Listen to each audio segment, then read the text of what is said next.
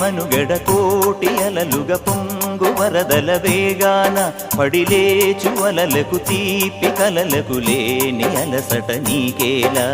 నల్ల నల్ల నీళ్లలోన ఎల్లకిల్ల పడ్డట్టున్న అల్లో మల్లో ఆకాశాన చుక్కల్లు అమ్మాయంటి రావిల్లమ్మ అబ్బాయంటి సూర్యుడమ్మ ఇంటి దీపాలవ్వాలంట దిక్కులు ఎవరికి వారే యమునకు నీరే రేవు నీరు నావదంట నావతోడు రేవుదంట పంచుకుంటే గోరువంక వాలగానే గోపురానికి స్వరాల గణగణ గంటలే మోగనేలా